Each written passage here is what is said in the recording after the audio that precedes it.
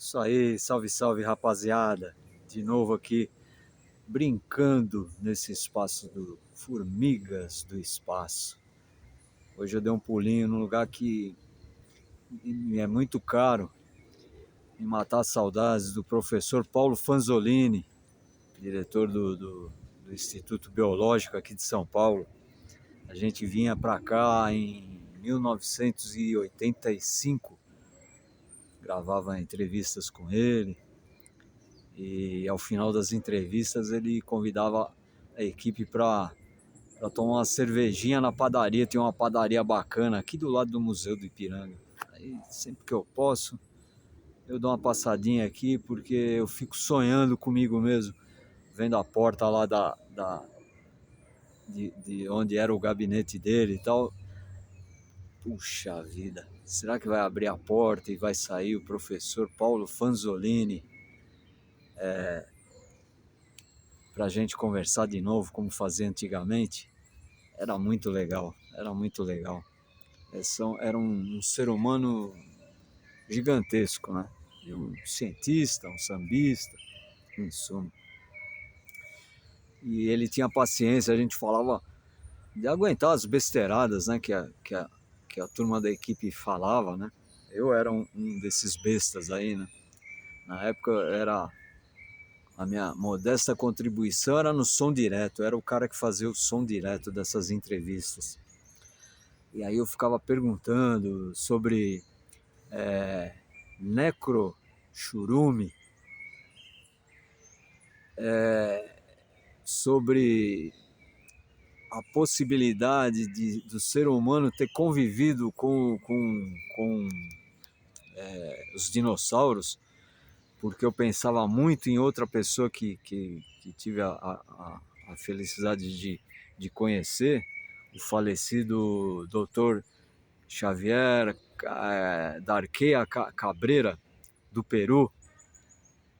E ele tinha lá alguns achados arqueológicos que corroboravam essa hipótese de que os homens daquela época cultivavam certos dinossauros da mesma forma que os frigoríficos cultivam o gado de corte hoje em dia, né?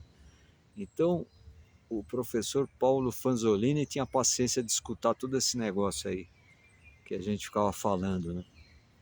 O necrochurume é um nome meio danado, né? O necrochurume, essa história vem do que lá atrás, eu tô falando lá de 1985, tô falando dos anos 80, né?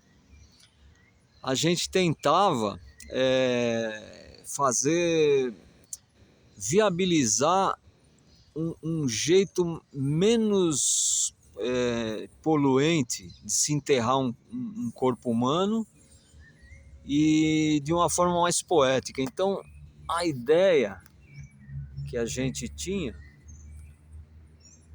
alguns muito mais apetrechados do que eu, né, para colocar isso em prática, era você passa pelo processo de mudança de frequência vibracional, que a minha vovó Maria Francine chamaria de ir para a terra dos pés juntos. Bom, feito esse processo, ao invés de você ser colocado numa caixa de metal ou caixão normal, seja lá o que for, e depois isso ser encerrado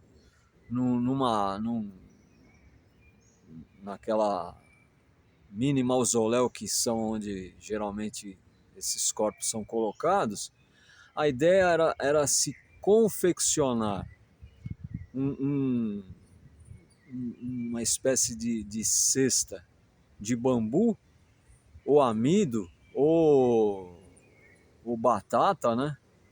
Então você tem como pegar essas fibras e transformá-las numa espécie de mortalha ou mesmo numa urnazinha.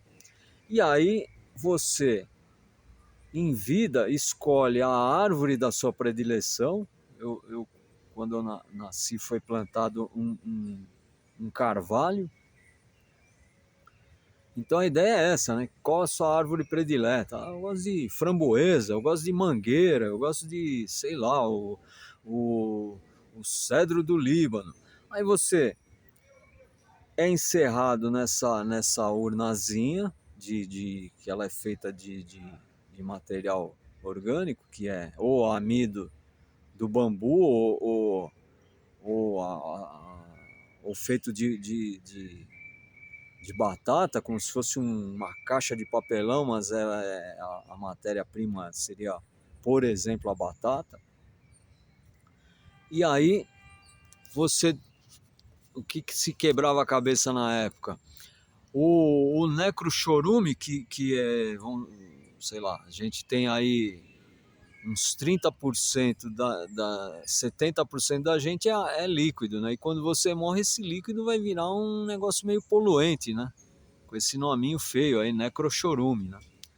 A turma da biologia lá da época, quando a gente fazia os programas lá na TV Cultura, que o cara dava extermínio, levava ao extermínio os cupinzeiros do pasto, os formigueiros, ele chamava aquilo de sopa de cadáveres, né? Então não tinha um nome muito bonitinho, né? E a ideia, então, era encerrar o corpo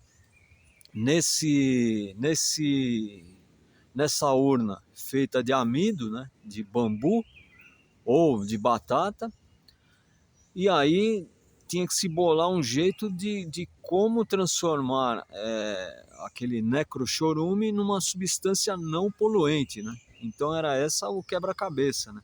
Ou não transformar, mas algum jeito de minimizar o dano que esse necrochorume faria ao ser absorvido pelo solo e acabar indo parar no lençol freático.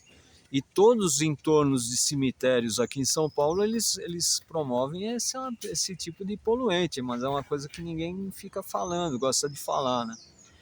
Então a gente lá atrás, nos anos 80, ficava falando essas coisas, e aquela sumidade, compositor e aquele cara incrível, professor Paulo Fanzolini, tinha paciência para ficar escutando essas besteiras da gente.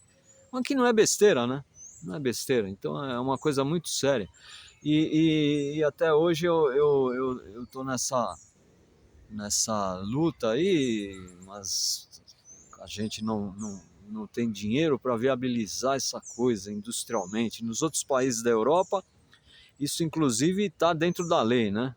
Aqui no Brasil, se você enterrar um corpo em algum lugar que não é o cemitério oficial, é crime federal, é um rolo desgraçado. Lá fora na Europa isso já tá legalizado. Na Suíça, inclusive na Suíça tem uns lugares chiques para você se disponibilizar da sua carcaça, né?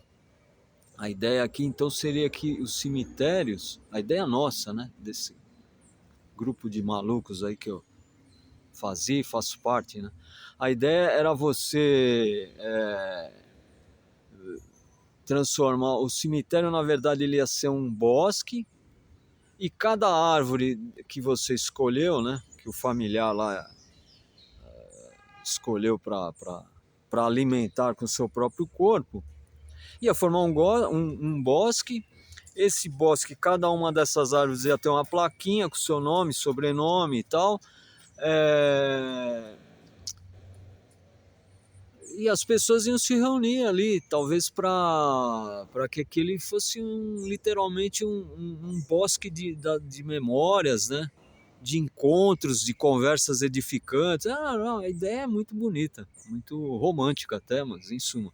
Vamos ver, né? Se vai dar tempo de um dia chegar nisso, né? Porque, aliás, essa pequena reflexão aqui que eu estou fazendo não tem nada a ver com necrochorume nem com o professor Paulo Fanzolini, do Museu Biológico aqui da USP, né? Eu ia dar uma palhinha sobre o, o cometa interestelar 3I Atlas, mas vou deixar isso para um outro momento aí, porque eu passei perto aqui do museu e não resisti. Tive que entrar e aí vem aquelas reminiscências, aquelas saudades, né? E isso, é isso, galera. Estamos aí mais uma escorregada aqui no Formigas do Espaço. Abração, fiquem bem.